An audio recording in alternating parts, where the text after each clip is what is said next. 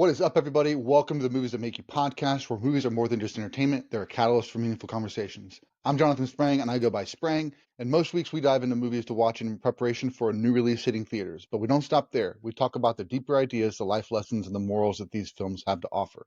This week, we're doing a one-off episode not tied to a release in theaters for Michael Bay. Grayson's back on the episode. He joined us for our Nosferatu episode, but he's going to be talking about all the Michael Bay films that he's seen and what they've meant to him. We hope you'll jump over to our website and see all of our links. It's bio.site/movies that make you. That's bio.site/movies that make you.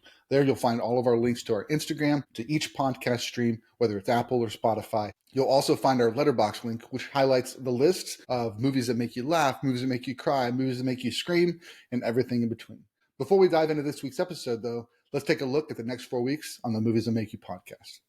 We're going to have our good friend Coach Nick back on the episode. We're going to be talking about Ryan Coogler films. He's got a new movie called Sinners that's dropping in theaters that week, featuring Michael B. Jordan. So we're going to talk about 3 of his previous films, including Fruitvale Station, Creed, and Black Panther. The week after that, we're going to be prepping for Andor Season 2. I know most of the time we're talking about movies, but we've got Scott Raymond going to be back on the show. He wants to talk Star Wars. I don't have a problem with that. So we're going to talk about it that week in preparation for one of the best Star Wars series that Disney has put out. The week after that, we're going to be prepping for Thunderbolts. This is the second Marvel movie coming out this year, and it features a whole bunch of the side characters all teaming up to stop a villain.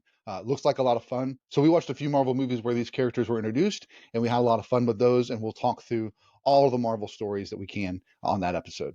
The week after that, we're talking about Tom Shadyac films. The 3 films in particular are Evan Almighty, Bruce Almighty, and Liar Liar.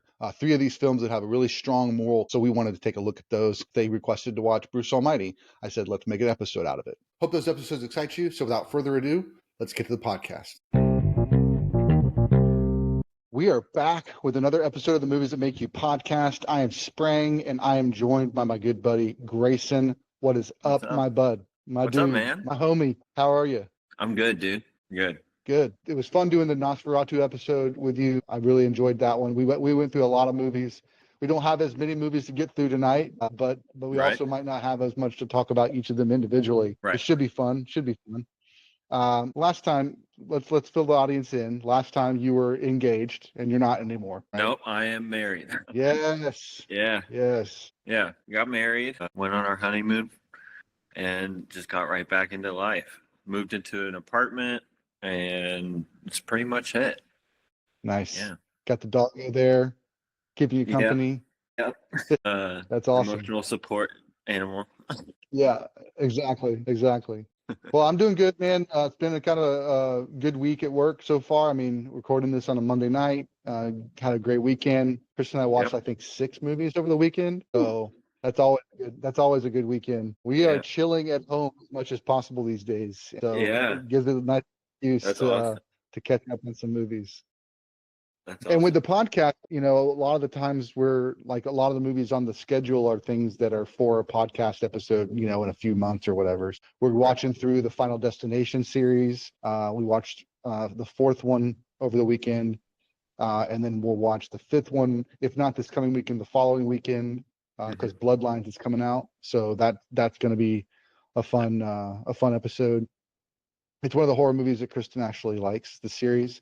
But it's funny because I got some pictures of her like doing this, and so I'm gonna be like posting that on that week on Instagram. Like, here's how Christian watched this series with me. That's hilarious. What movies have you been seeing recently? Saw Novocaine last week with you. Saw Snow White. Man, what else? Man, I can't really. It's completely leaving me now what I've seen just recently. Stories. About a month ago. I watched The Rock today.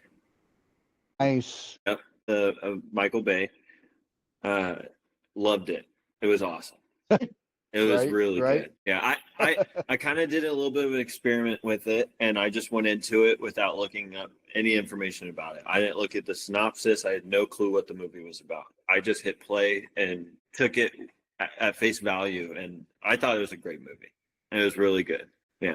Nice. It was a super cool concept. Yeah. Cool. Yeah, for sure. And then about a month ago, we watched Fight Club together.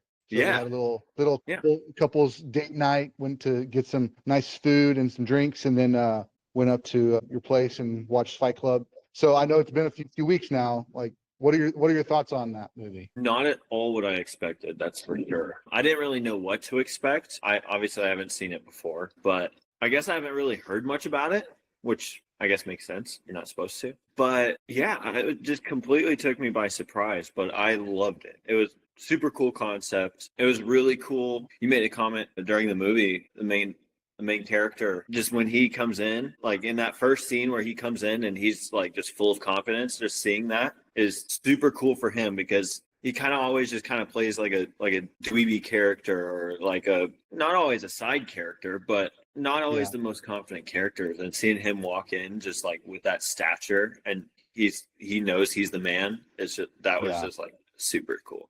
Dude, I'm getting chills. I'm getting chills right now thinking about it. You know, it's like Edward Norton does a really good job, you know, in any role that he has. His first movie out the gate was a movie called Primal Fear. Yeah. I would suggest, if you haven't seen that, check that out. Add that to your list. It's Richard Gere, Laura Linney, and then Edward Norton. Frances McDormand plays a role in that movie. It is another one of those just like, I did not see that coming movies. So that was his first movie out the gate, which is just bonkers. And then in this one, in that one, he also played a very kind of pulled back, not really in your face. And then Fight Club, that swagger he has walking into the bar and going down the stairs was just amazing. Right. Another movie that he was in that he had a lot of gravitas, whatever you want to call it, is American History X, where he plays a white supremacist.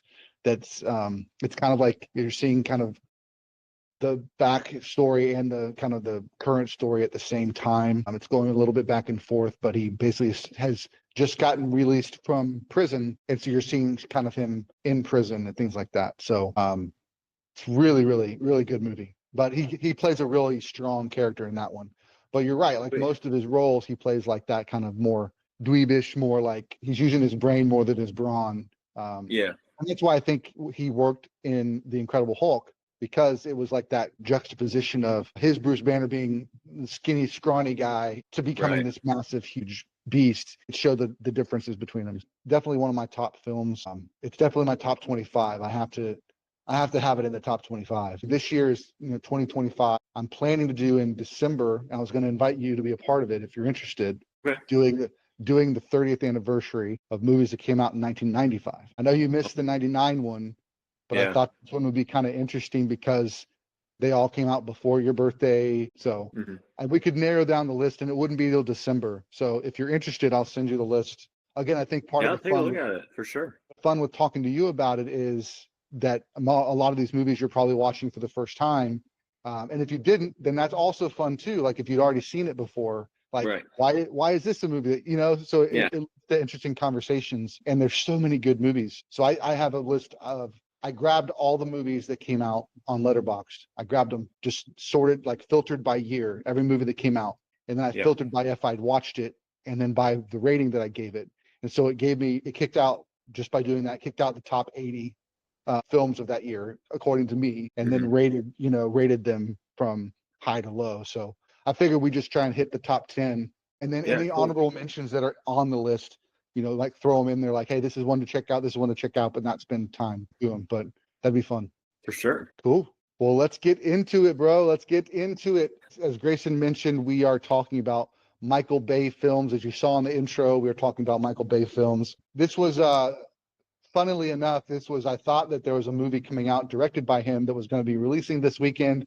There is not. And so I was like, well, do you want to do this? We're going to do something else. And Grayson, you're like, let's do this. Let's go ahead and do it. So we are talking about Michael Bay films. I think you also said he did turn 60 this year in February. So that's a pretty big deal too.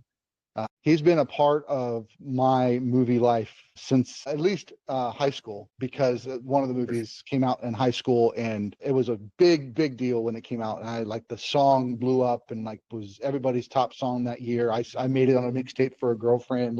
It's all that kind of stuff.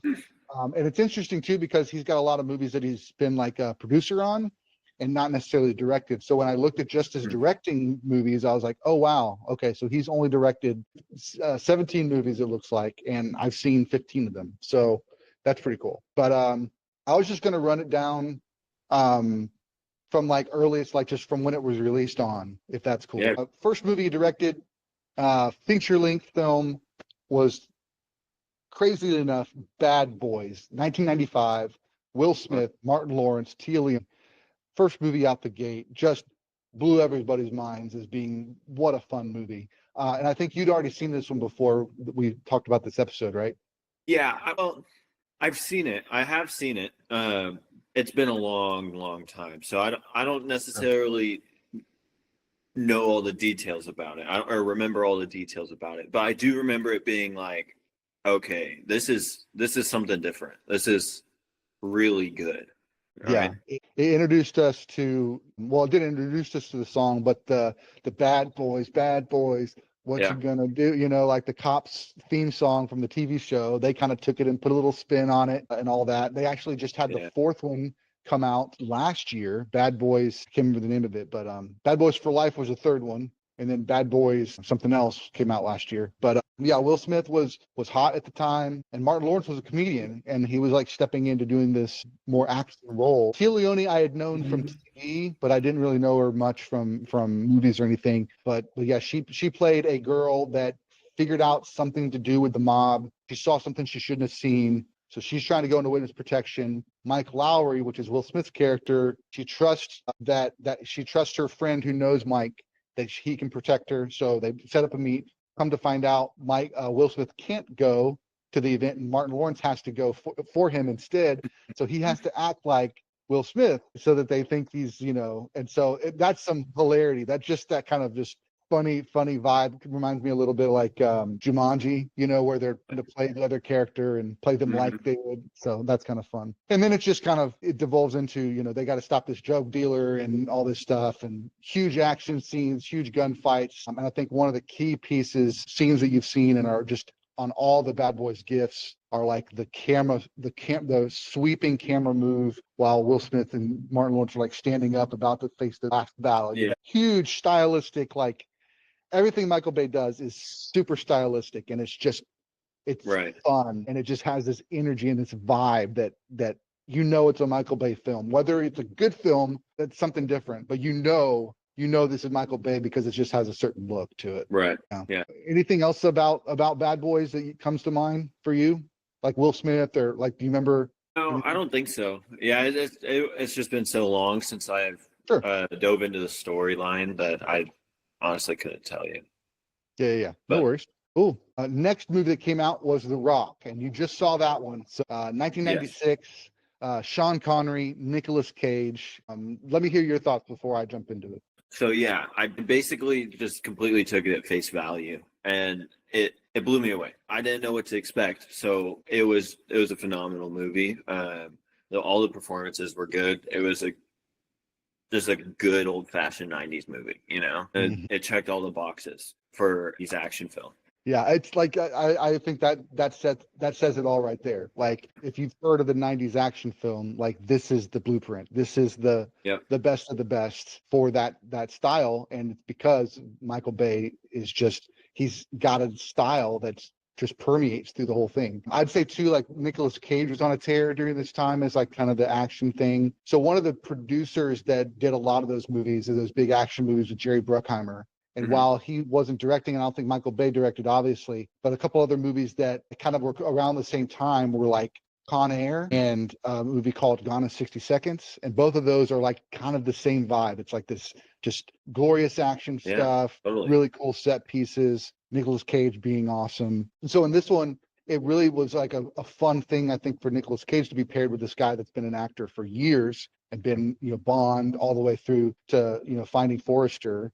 So he can do the big dramatic roles. He's done all that stuff. But this one, to basically the premise being that they've got to break into Alcatraz, right? Because the villains have taken over Alcatraz, and they're about to attack, you know, the world, and they've got to stop them. And so who do they go to? Well, they go to the guy that's broken out of Alcatraz to have him help them break into Alcatraz. And it's just like the concept is just, that's great. That's just no nonsense, just fun. Let's just do that. Exactly. The other thing I think that really is interesting too, that comes to mind when I think of The Rock, is like something like Call of Duty. like all the kind of the way the action is in Call of Duty reminds me a little bit about The Rock. The big explosions, the drama of those cutscenes, and even the look of it being that rugged look. I mean, it all starts back there with The Rock. Definitely. I didn't think about that until you just said it, but it totally, like, all the different like cinematics and stuff, the way that it's done, it definitely does kind of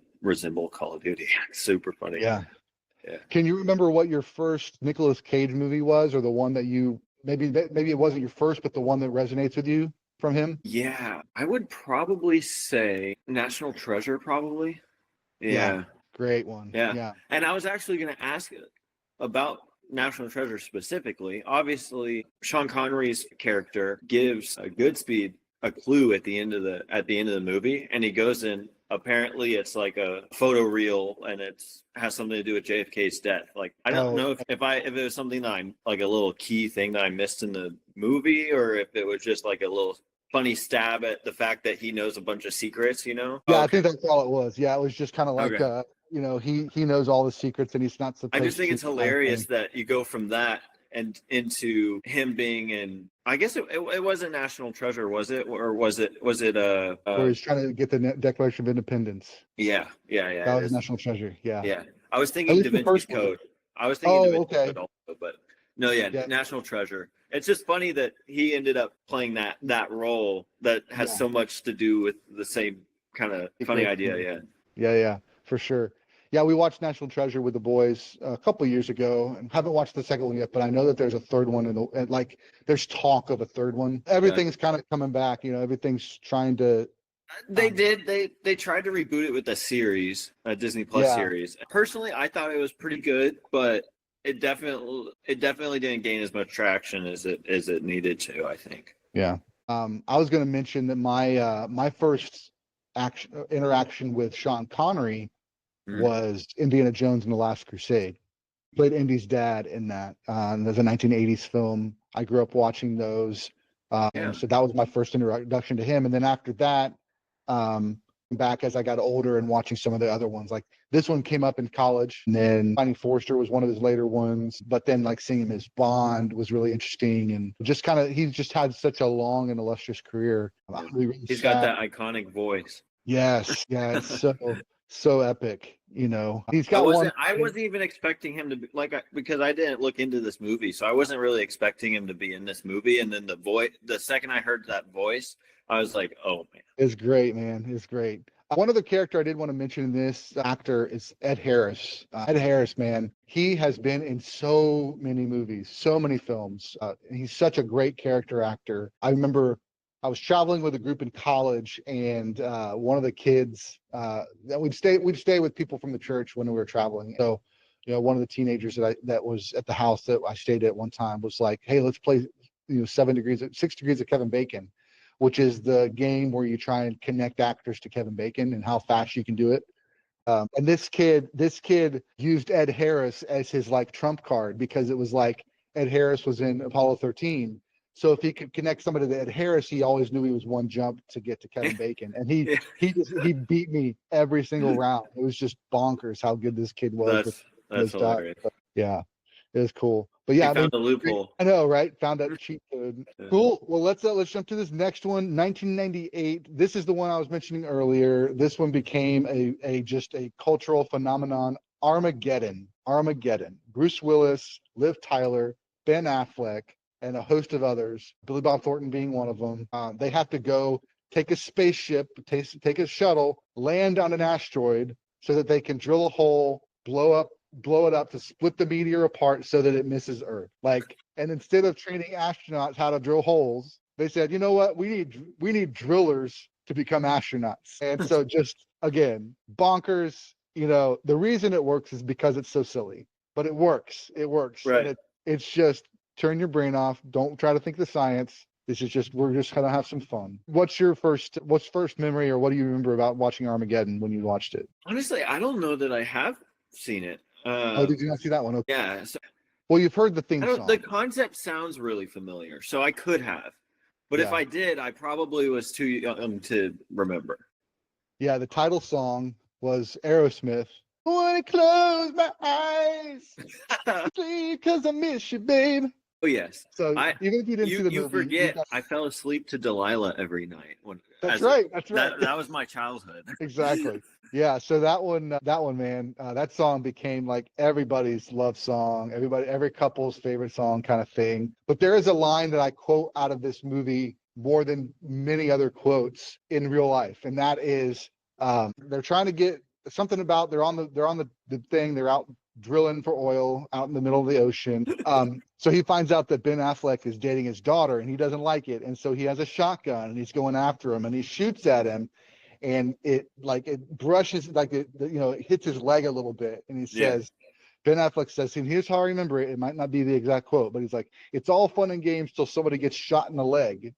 I use that, anytime I think of saying it's all fun and games, I usually follow it with until someone gets shot in the leg. That's awesome. It's from this movie. Yeah, the concept is, I mentioned the concept. It's just the setup is they've got to, fly. They've got to take a space shuttle it's also got a really cool musical moment where they're about to get on the space shuttle, and then one of them starts singing, I'm leaving on a jet plane, and then they do like this 3-part harmony kind of thing, and it's like kind of out of nowhere, and it's like, oh, that was pretty cool. One of the other actors in this that I think this is the first time I ever saw him was Steve Buscemi. He plays one of the characters in a part of the oil crew that's got to go up to the moon or to the asteroid. But yeah, it's what it's an action movie, and it's meant to be just let's have some fun. Let's put these people. What makes it interesting is that they're it's this kind of man out of water concept where you take somebody, you put them in a situation that they're not comfortable with, and that makes just for fun drama and fun interaction, fun things. And so that's cool. You got the big training montage and all that stuff that you can do in this type of thing. You get the cool slow-mo walk, out to the space shuttle. Just epic filmmaking, shots here. And then Liv Tyler, I think this was one of the first movies that she did, and just like really, really solid, believable, and really, really emotional, moving moments as well. So if you haven't seen it, I definitely recommend it, just for a fun, like, let's just, not have to think too much on this. Let's just have some fun at the movies.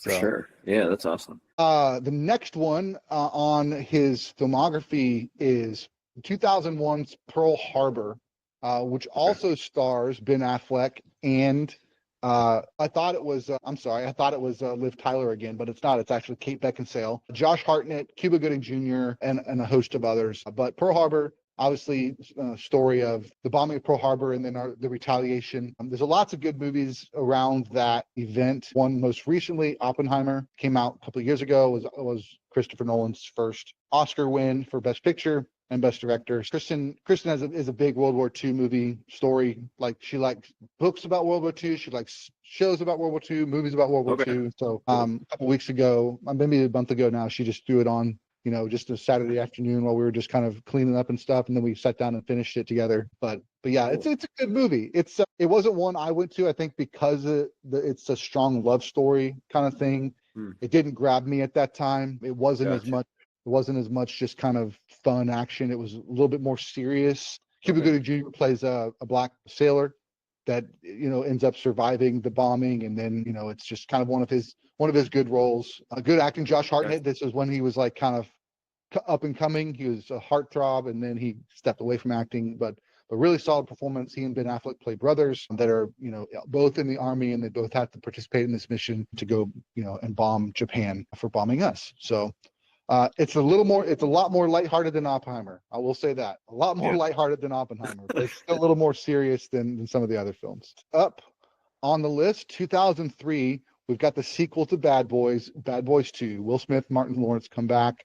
The synopsis is basically just another day in the life of a couple of Miami cops that have to take down another drug dealer and have some amazing action scenes and gunfights along the way. It's a great thing. I think sometimes people don't like sequels, or sometimes people want to talk negatively about sequels because they're just repeating something, or because it's like it just maybe tarnishes the name or tarnishes the first one or whatever. But for me, a sequel gets made because there's enough fun had in the first one or the last one, or there's enough love for the idea or the concept that we want to see it again. We want to see another story. And so I don't mind a sequel. I don't mind a remake. Get chances to see. For sure. Can we update this idea and this concept, and let's see what it looks like? It kind of points back to Nosferatu, right? Like, We can just go watch the 1923 film. About how many people are going to do that? I tell you that there's a lot more people that are willing to go do that now that Nosferatu came out and showed them, oh, this is a really epic story. I want to go see the original, right? So I mean, I think that's a lot of fun, and I think Will Smith and Martin Lawrence are just a great combo. So yeah, I want to see more of that, and I think that's why they came back years later.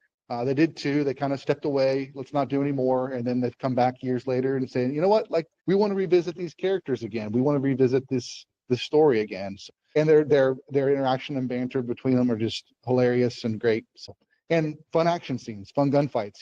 Crazy gunfights. Where they're doing slow mo and throwing the gun across the room, catching it and fire. I mean, it's just turn off your brain fun. So. Exactly. I was going to say Gabrielle Union is in this one. She plays Martin Lawrence's sister, and Will Smith and her are in a relationship that Martin Lawrence doesn't like. So that's fun. Fun drama there too. Next film for Michael Bay, 2005, The Island. I don't think you've seen this one either, right? No. This is one of his lesser ones, but it definitely is interesting to think about because the setting is 2019 and they've got clones involved. Oh, okay. But it's definitely an interesting idea, interesting concept.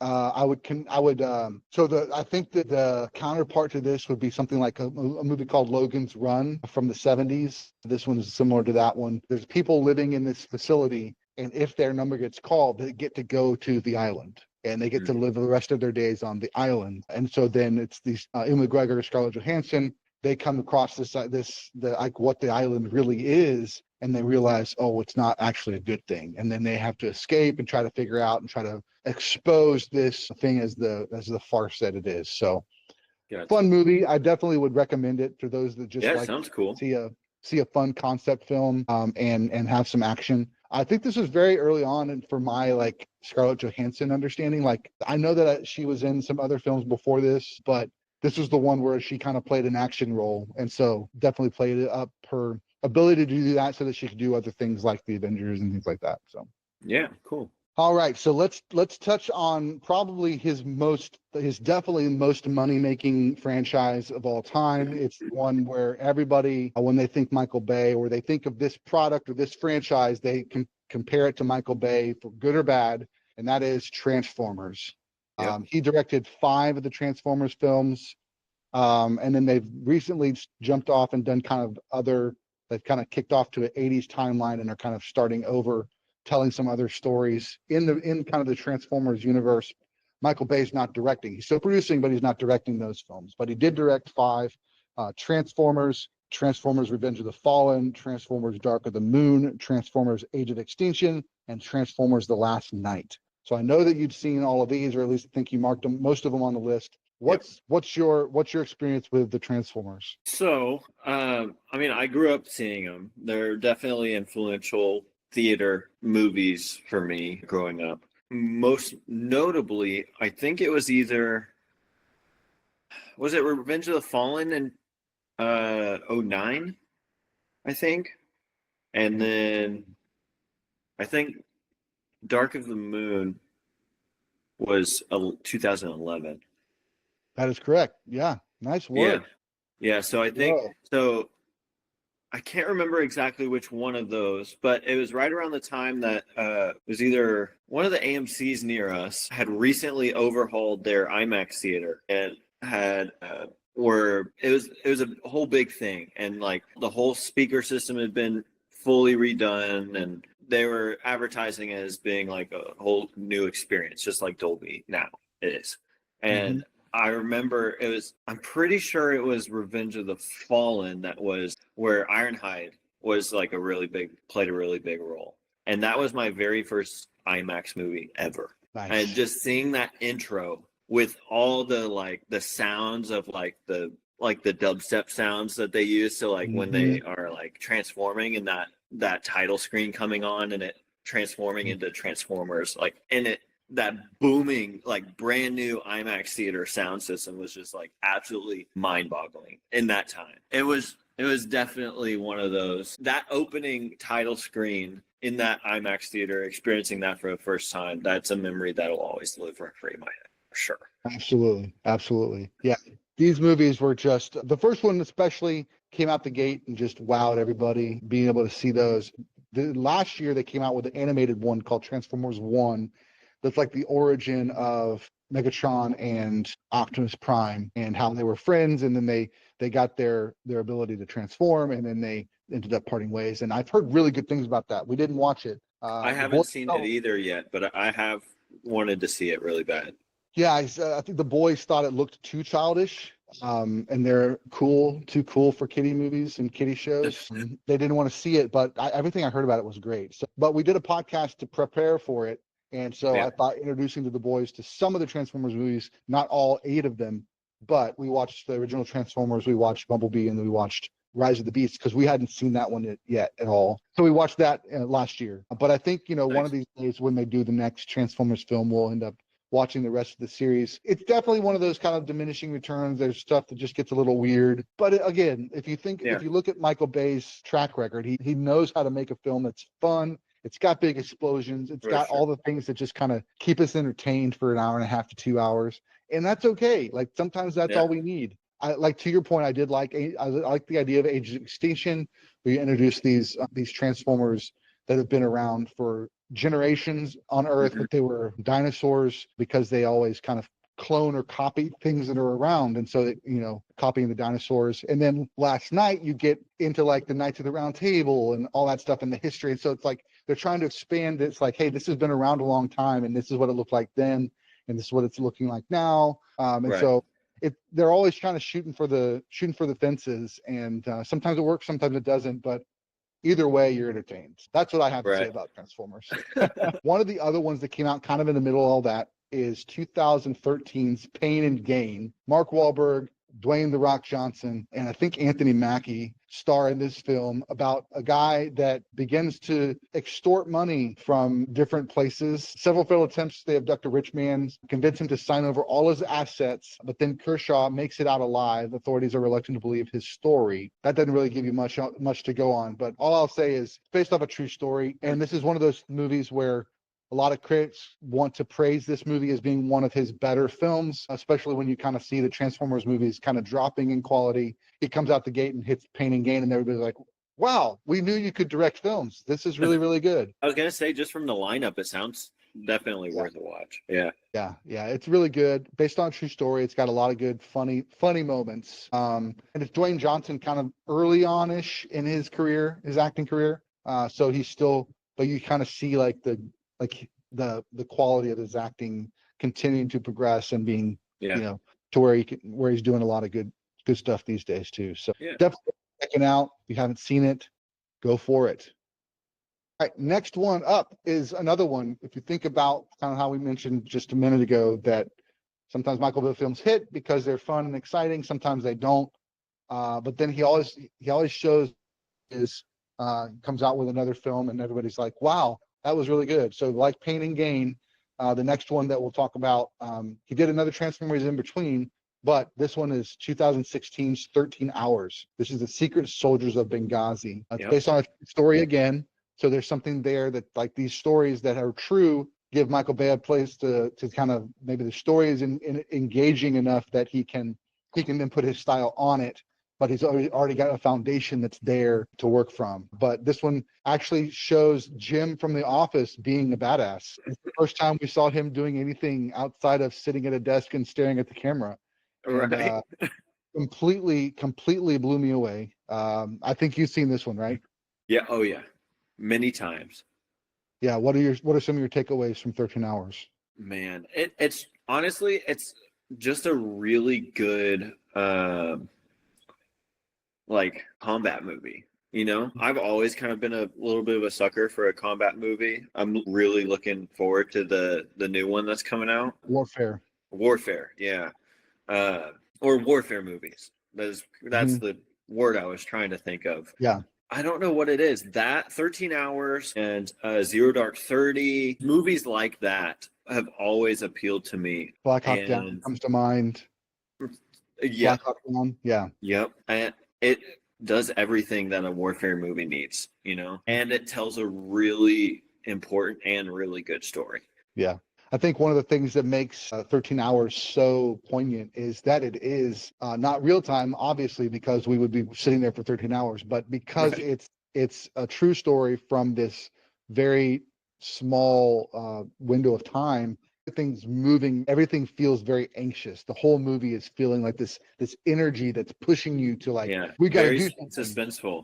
Yeah, and it's basically these 13 guys, or these guys are on this American base, and they get word that they're going to be attacked, and it's basically the rescue mission to get those guys out of there, which is similar to what like you think about Block Hack Down, very similar to Warfare, which is coming out. But yeah, we saw the trailer for Warfare when we went to see Novocaine, and I'm like, I don't know that I want to see that movie. I think because this is the real deal, because this isn't Hollywood saying let's just glorify this for the sake of making it entertainment. It's like, no, this is the true cost of war. This is what it really is like, and that just scares me because I'm not a huge fan of war. I wish we didn't kill each other to have peace. So that's something I just frustrates me and makes me sad. And then to know that these are real people that are doing this and that they were put in this situation is just, that's gut wrenching, as opposed to it being like even Kristen will get on to me like, well, you don't like violence, but you love violent movies. I'm like, yeah, it's just for fun. Like, it's just not real. Like, it's not real. It's just fun. Warfare is like 100% from their memory. So this makes it puts it on a different level for me. I probably will see it because I think there's also a thing like I don't want to be someone that sticks their head in the sand. So I probably will see it, but that's just me sharing my thoughts on. Another one that just kind of came to mind is an American Sniper. Very similar movie. Yeah. All those movies I don't know what it is, but true story warfare movies, I'm like 180 degrees opposite from you. Like, I love them.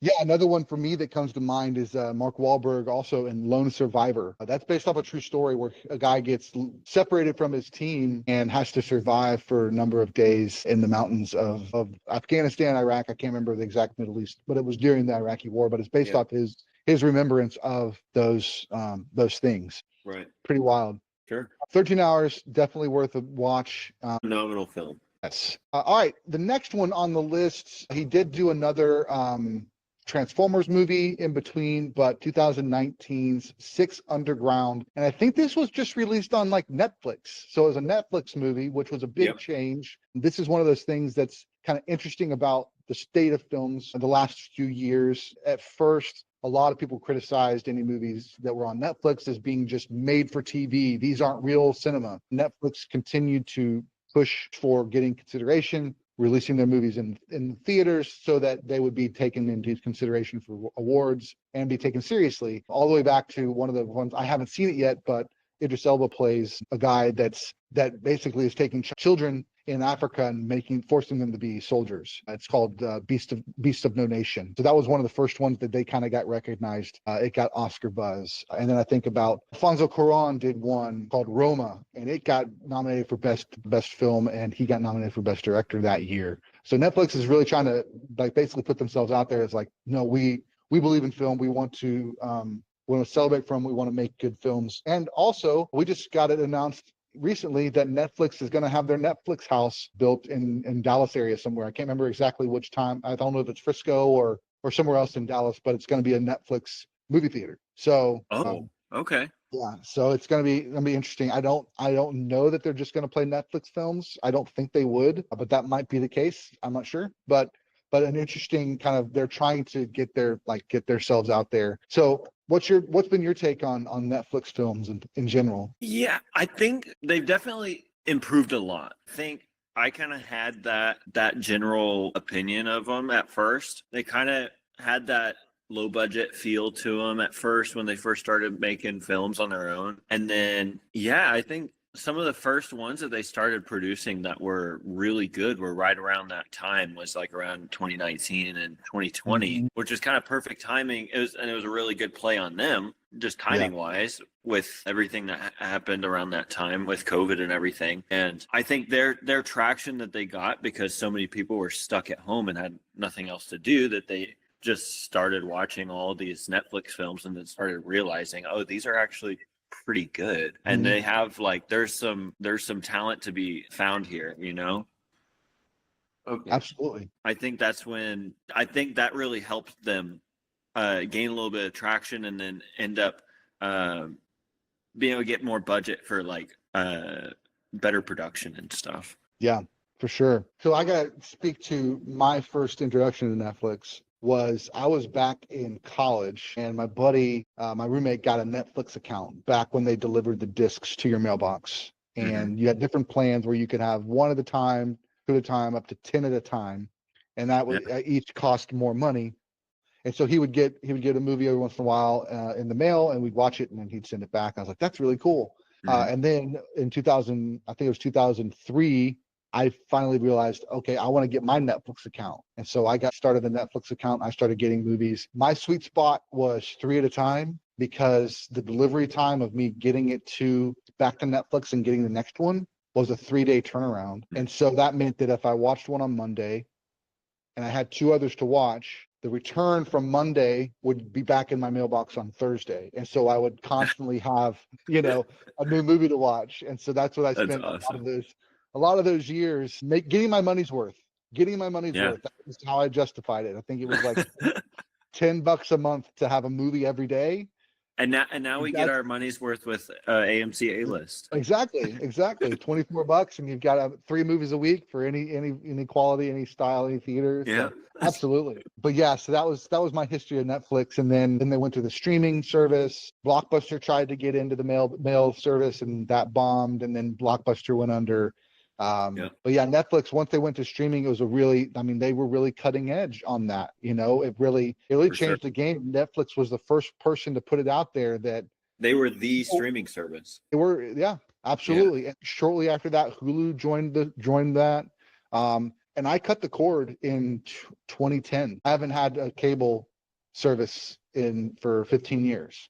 So it's because of Netflix, Hulu, and these streaming services. And then as all the other kind of channels and stuff started putting their hat in the ring for streaming services, it just made it that much easier to really be able to see anything that I want to see. I don't need to have cable to do it. And I was talking to a friend who was basically saying, well, it's the catch-22, because now you're paying for more than you did with cable. I said, maybe so. Maybe I'm paying the same amount for my cable service or for all of my apps that I would if I had cable. The difference is I feel like I'm not paying for things I don't need, which is 500 channels, and I'm only going to watch 7. Right? I've got what I need, and it's I can on demand. I can watch it right now as much as I want, over and over. Exactly. As quickly as I can. And if I want to pay enough, I can even do it without having any commercials or ads. Yep. Exactly. I know we do pay for the lowest of Peacock, and so everyone will watch a show on Peacock or a movie on Peacock, and it's cool too, because some of those more like channel based, like the NBC app, Peacock will have like new releases before they go to like a Netflix or a Hulu, because they're trying to get viewers, and so they'll bid in first and bid high to get it. Hey, first you come to us, we want to pay for you for like a month, and then it'll change from Peacock and it'll go to one of the more long-standing apps. But yeah, they've got Nosferatu Extended Edition on Peacock right now. So I started that last night because I want to rewatch it. But we were watching Theory of Everything. We watched the other day on Peacock, and then Conclave we watched yesterday on Peacock. So I mean, each of these apps, Paramount does the same thing. Paramount has a lot of the CBS stuff, and then they have just on the app shows that are just like really solid. And so it's just interesting to me that, like we were talking about Netflix kind of being the first to do the streaming, then being the first streaming service to do these made for like films, and then you've got every app in the world. Like Disney Plus wouldn't exist without Netflix kicking down the door. Now Disney Plus has Disney Plus exclusive content, and then they have movies, and now they have to put, hey, this one's just in theaters at least for 1 week, and then you can buy it. Sometimes a movie like is just there to make all they're hoping to do now in Hollywood is to make their money off the first weekend, and sometimes even the opening night, because they will be available the next day on Vudu or the Fandango at home, because they put all their eggs in that kind of opening night buzz. Let's get it in theaters. Let's make our money back, and then we'll put it on a streaming service, and they can just they can pay for the rights and we can keep making money that way. Exactly. So yeah, that's kind of funny because we talked about Novocaine, being out, being in the theater one week, and then we had to go see it on a small screen, like in the theater, and it's just like, there's the next big thing. The next every weekend's got another big movie that's got to be on those IMAX and Dolby screen. But let's get back to Michael Bay, Six Underground. Ryan Reynolds also has Adria Arjona that I recognize, and also Dave Franco. It's just a ragtag bunch of folks that are basically working for this kind of organization of operatives that are trying to take down the bad guy. I mean, just a nice little action film. I know you said that you like this one. What were your thoughts on this one? Yeah, I did. So whenever I first saw this film, it was kind of one of those, like what I was talking about earlier. I was like, I didn't really know what to expect, but it's a Ryan Reynolds film, so like, how bad could it be? And so then I ended up watching everything, and this is like one of the first like Netflix studio films that I was like, all right, okay, now they're doing something. They got their budget, now they can do whatever they want, and I think it was really well done. The acting was well done, the directing was obviously very well done, and it was like it's a great Michael Bay film. It's an action, just fun movie. A fun connection to me for this film was actually, there's a YouTube channel that they've been around for since like the beginnings of YouTube. They've been doing this. It's called Storer. It's a group of like 6 or 7 British guys, and they do parkour, and they do it on YouTube. They just travel around the UK and now even around the world. They have like 10 million subscribers now, and they just do parkour and on YouTube.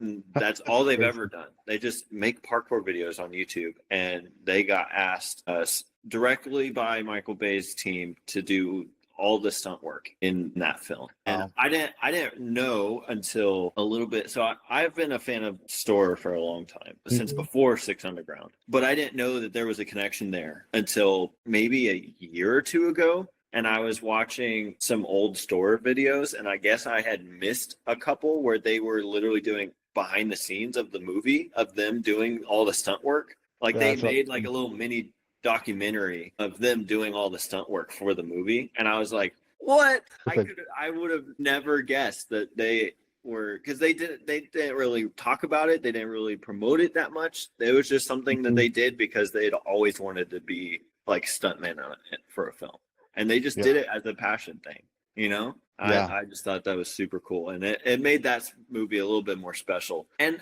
I had always thought that, like, I genuinely sort of thought that the style of the guy who does the parkour in the movie kind of resembled the guys in the YouTube channel, but like some of the moves that they do specifically, I kind of just like, I've seen the film a few times, so every time I watched it, I kind of caught on to a few extra things. And then whenever I found that out, like all the puzzle pieces just came together, and I was like, oh my goodness, this is perfect. That's super cool. Yeah. So I have to say, my first introduction to parkour was not The Office, but that is a great meme. That is a great meme.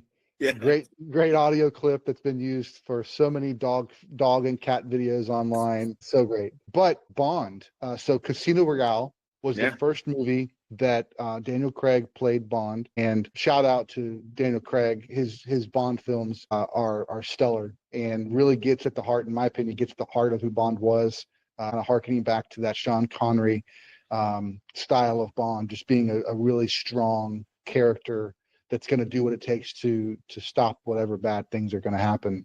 In that film was the first time I'd really seen parkour on film. I'd heard about it. I'd seen some clips going around the internet, but didn't really know what it was called. Didn't really think of it outside of that. And then all of a sudden, the first big scene that he has in the Bahamas is him running around after a dude who's jumping through windows while he's pounding through the wall, and things like that.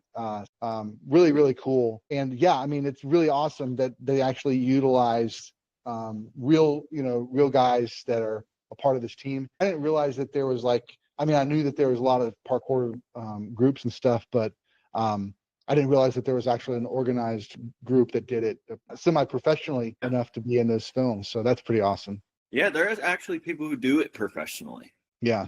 Yeah, it's crazy. Like Red Bull and I think there's even in X Games, and I think they've talked about trying to get it into the Olympics before. Like, it's huge. Yeah.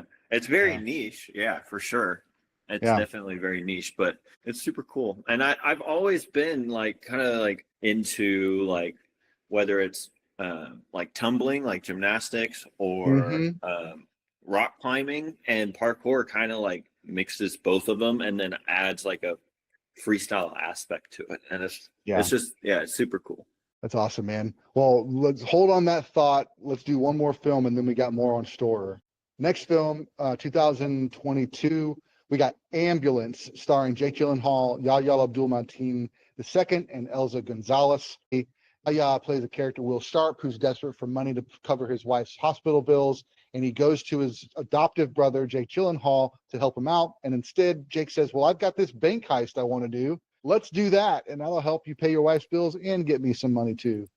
They steal an ambulance, and Elza is the ambulance driver at the time, and they kind of, the whole movie is them being in the ambulance and trying to do the bank heist and trying to get away and trying to, it's one of those kind of interesting stories too, because it's like they aren't the good guys, but you also feel for them because of their life situation, and so it plays on that. Jake Gyllenhaal plays a really like not a good dude, and so you kind of are rooting against him, but there's so much good interaction. I thought it was a really solid film, and a lot of fun. I think it was released. I know it was released digitally. I think it was on Prime Video first, and that's how it was released. But yeah, solid film. Another Michael Bay film that was released on streaming before it was released in theaters. Did you see Ambulance? Yeah. Yeah. Did you say half of it on the when you see me? I can't remember if I did finish it actually. I've seen most of it. Yeah. I think it was one of those like put it on one day just because I was like, oh, it's a new film, whatever. I didn't think really hear anything much about it, but I just threw it on, and I think I got busy doing something and ended up turning it off and never just ended up going back to it because I didn't pay attention to it in the beginning. So I saw like probably the first half hour of it and paid attention, but I was doing other things whenever I watched it. So not very good movie etiquette of me. Hey, it happens to all of us. Yeah, no worries. I definitely think it's worth going back to. It's a good film. I think it's one of those things like we talked about in some of this episode is that it's not the big flashy stuff because it's a very small story. So you really see some of those acting pieces, which is charged by the director to get the performances he wants from the actors. And then there is some action in it too, but it's more low scale than big explosions and Transformers bots running around everywhere. It's just more focused energy, and a really solid film. Yeah. All right. Last one to discuss today actually drops this year. I do not have a release date yet on Letterboxd, but We Are Storer. We just heard Grayson give an amazing explanation of who Storer is. So let me know, Grayson, how excited are you for this film? It's definitely gonna be super cool. I can't wait for it. Yeah. I didn't know much about it. I haven't heard a whole lot about it, but I'm assuming it's gonna be a documentary about them. And it's directed by Michael Bay? Yeah, it's a documentary directed by Michael Bay. It had its premiere at South by Southwest just this month, March 8th. Wow. 2020. Yeah, cool. So I didn't realize all that. I mean, I did know that there was a documentary coming out, and I was excited for it. But I had no idea that. I mean, it makes sense. Yeah, totally makes sense. But yeah, that's super cool. Absolutely. Yeah, good. I mean, it'll be fun, I think, for those that I think I want to definitely check it out because, kind of hearing what you said about their work on Six Underground. And I think also just I've been a fan of that style of, I mean, I call it street running at first, when it was first kind of coming out. Yeah. And then, or free running. Yeah. Yep. And it's just super cool. Like you said, I think it's you said a great example or a great kind of, it's a combination of like freestyle, creativity plus gymnastics, tumbling, and acrobatics. Really cool. Kind of Cirque du Soleil, but kind of in the real world. Right. So. Exactly. Awesome, man. Well, appreciate you, brother. Thanks for jumping on tonight. I know we took us a little bit to get connected, but we got it connected. Google Hangouts. Thank you, Google, for making it something that we can use. Had some technical difficulties to start out. Yeah, absolutely. But hey, I'm going to send you that list for best of 30th anniversary. Yeah, for sure. I'll check it out. All right. We'll catch you later. All right. See you next time, man. See ya. Thanks so much for listening. We hope you enjoyed this episode. Again, just a reminder, you can check out all of our links at bio.site/moviesthatmakeyou. Drop us a line. We'd love to hear from you. But until next time, keep watching movies.